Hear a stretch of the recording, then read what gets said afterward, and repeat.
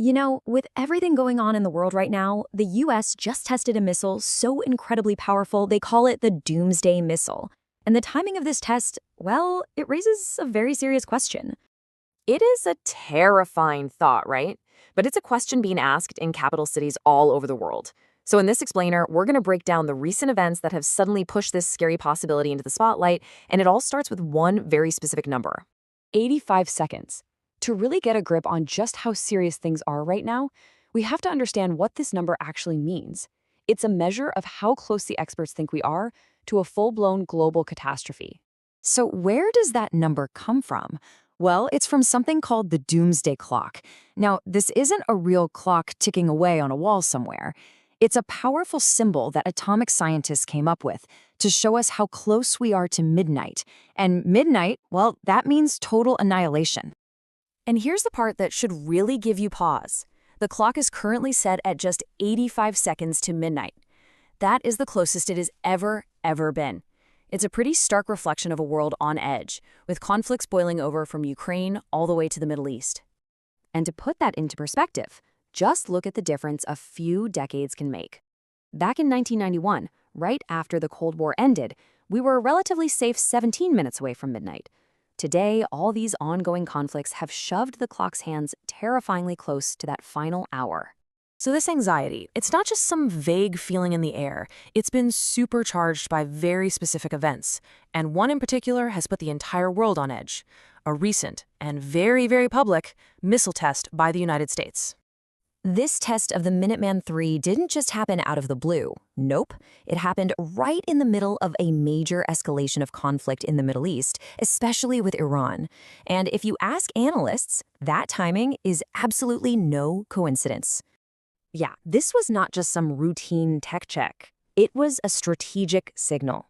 This was the United States flexing its military muscles for the whole world to see, sending a crystal clear message to its rivals, and you can bet Iran was listening, that it has overwhelming power and it is not afraid to show it off.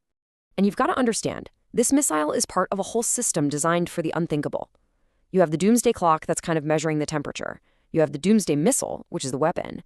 And then you even have a Doomsday Plane, a flying command center where the president could order a launch if all the command centers on the ground were taken out.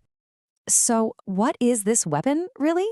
Let's take a closer look and try to wrap our heads around the sheer world-changing power we're talking about with the Minuteman III. Okay, get ready for this. Its speed is it's almost impossible to comprehend. Mach 23. That is 23 times the speed of sound. We're talking about 28,400 kilometers per hour. A weapon that moves so fast, it basically defies our ability to defend against it. And the power, just as mind-boggling. A single Minuteman III can carry a nuclear warhead that's up to 20 times more powerful than the atomic bomb dropped on Hiroshima. The weapon that killed tens of thousands of people in an instant, this one dwarfs it. So how does it get from one side of the planet to the other? Well, that's what the intercontinental part means. It blasts off, shoots out of the atmosphere, and flies through the vacuum of space. Then it dives back down, re-entering the atmosphere to hit a target on the other side of the world in less than half an hour. But it's not just about power. It's about readiness. The US has about 400 of these things on high alert 24/7, hidden away in hardened underground silos. They're a huge part of what's called the nuclear triad. That's the land, sea, and air-based nukes. And get this, they can be fitted with something called MIRV, which means one missile can release multiple warheads, each one hitting a different city. So all of that brings us right back to the big question. With a weapon this terrifying, why test it now?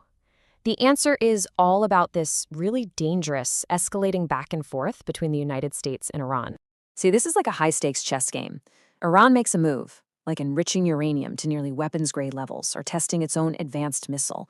They vow to fight to the last bullet. So the U.S. makes a countermove. They make sure their Doomsday plane is seen flying around, and then they conduct this very public Minuteman III test. It's an unspoken but very clear warning. And you know where this kind of cycle leads, right? It leads to the ultimate fear, the one question that has been hanging over humanity since 1945. What if these threats, what if this posturing spirals out of control into an actual nuclear war? Scientists have a name for what could happen next: nuclear winter. The idea is that a big nuclear exchange wouldn't just wipe out cities. All the smoke and soot from those massive fires would get blasted up into the atmosphere, blocking out the sun and plunging the entire planet into a deep, deadly freeze for years.